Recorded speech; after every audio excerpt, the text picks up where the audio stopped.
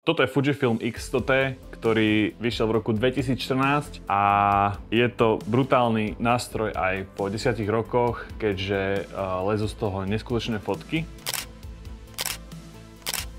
Je teda vybavený 23 mm objektívom, čo na APS-C nám robí 35 mm, čo je skvelá ohnisková vzdialenosť na rôzne situácie, či už street fotka a podobne, na čo ho využívam teda ja najviac, na street fotku a na zaznamenávanie takých úplne bežných činností denných. Jednoducho táto kamera mi vrátila takú chuť do toho fotenia, keďže som kedysi foteval na klasickú zrkadlovku, bolo to ešte dávno, keď som ešte začínal so všetkým, s fotením aj točením. Teraz sa primárne venujem teda videu a fotenie som tak odložil na takú druhú koľaj a väčšinou keď som bol na nejakých výletoch a podobne, tak som neťahal veľkú kameru so sebou. Vždycky som si bral so sebou jednoducho telefón, kde som nacvakal fotky, upravil som ich v Lightroome a jednoducho to bolo celé to, čo som robil.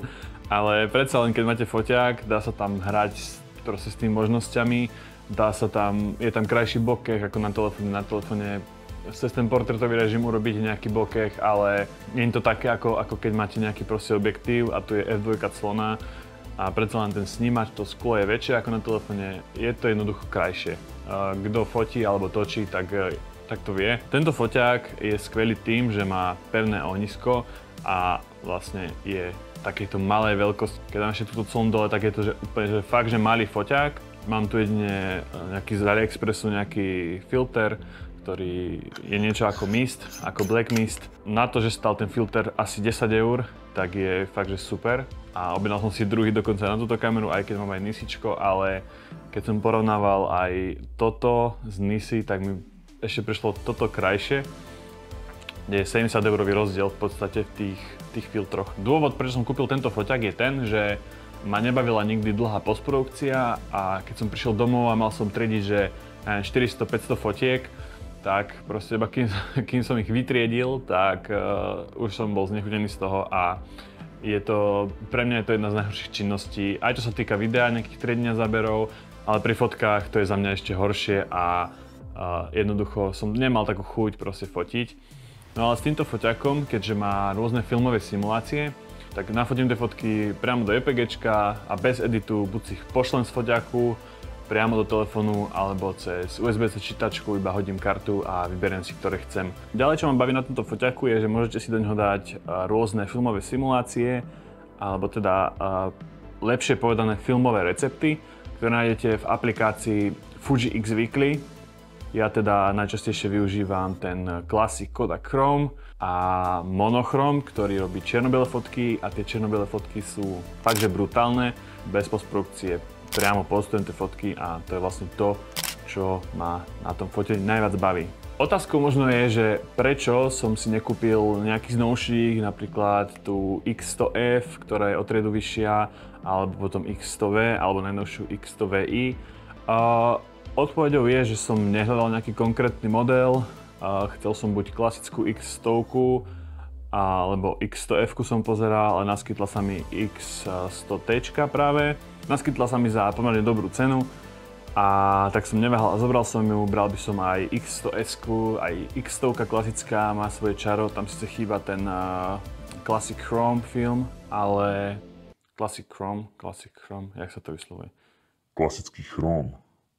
Jo, máme tady nějaký klasický chrom, že jo? Jednoducho tento film a táto filmová simulácia, ktorá je asi jedna z mojich najľúbenejších, pekná je ešte napríklad Astia, ale ten monochrom, ktorý je čierno-biely, je tiež super. Ak by ste chceli napríklad poradiť s tými filmovými simuláciami, môžem vám poslať, ktoré sú moje obľúbené, ako nastaviť.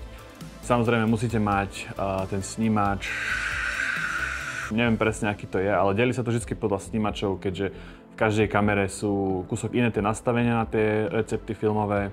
Čiže neriešil som teda tie rozdiely, hej, nejaká tá X100F, že vraj má lepší autofokus.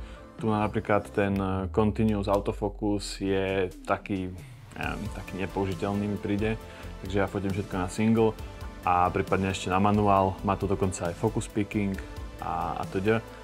Jednou takou vecou, takou zaujímavosťou je, že v jednoduchosti je tam elektronický hľadáčik, ktorým si dokážete vlastne pozrieť tú fotku, ako bude vyzerať už vo finále.